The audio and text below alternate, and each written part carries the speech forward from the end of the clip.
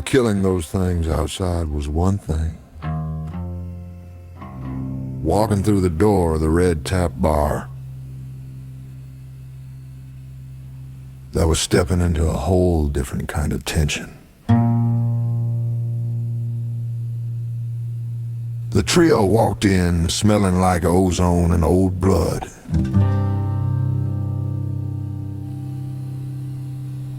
The place felt like it was holding its breath. Behind the counter stood Marlene. Folks call her Marla, polishing a glass, with a mechanical arm so fancy.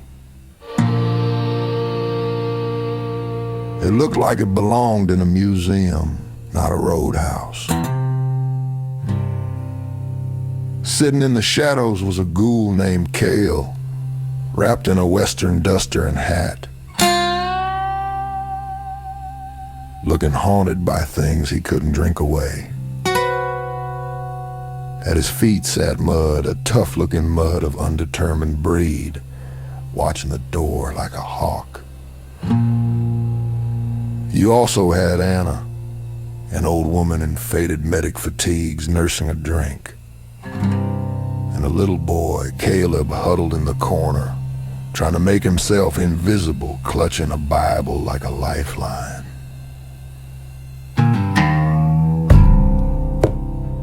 At first, the silence was just curiosity. Marlene and Cale were staring at Hank,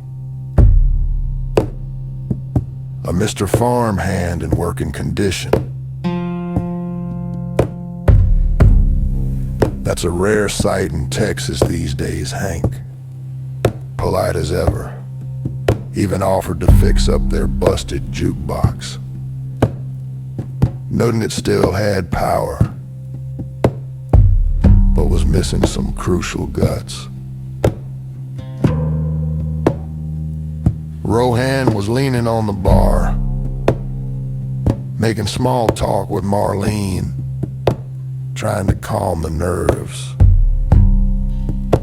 It almost felt civilized.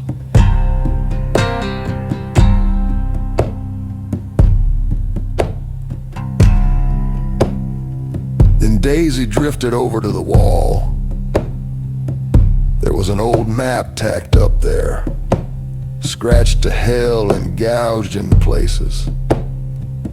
She reached out to inspect it, and the moment she got close, the air in the room just snapped. Her injured arm, the one the Dust Eater bit, started twitching. It wasn't a spasm. It was moving with purpose, angry, aggressive. Suddenly, the dead radio on the shelf behind the bar screamed to life. It wasn't playing music. It was spewing unearthly, inhuman voices babbling about the marked and the chosen. The lights in the bar dimmed and surged, flickering like a dying heart. And that broken jukebox started freaking out, rattling against the wall.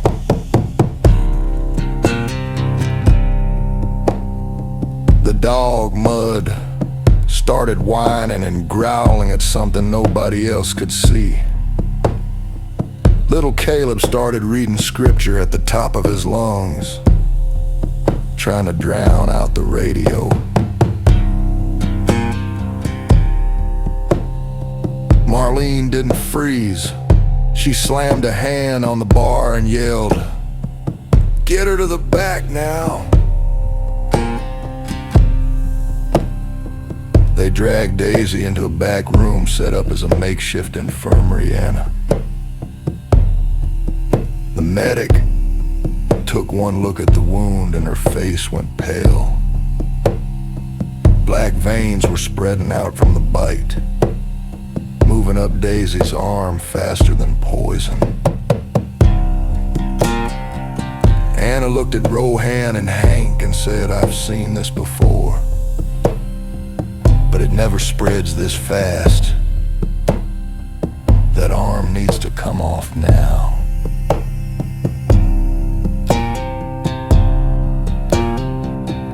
It turned into a brawl on the operating table. Rohan and Hank tried to pin Daisy down, but that infected arm had a mind of its own.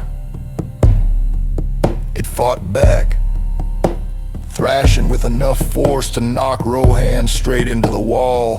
Daisy was screaming, terrified, but the arm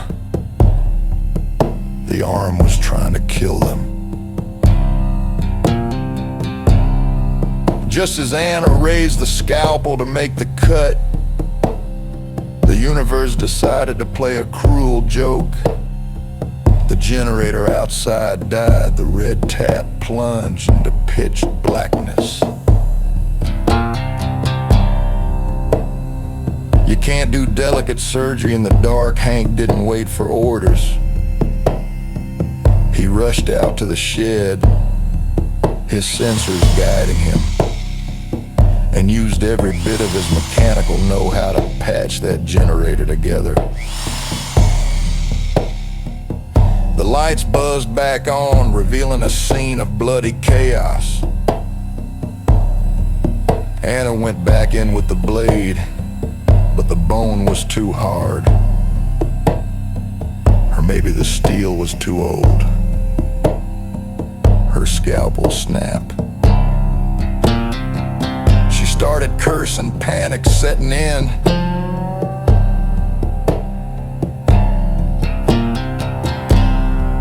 Hank returned from the shed, saw the situation spiraling, and made an executive decision.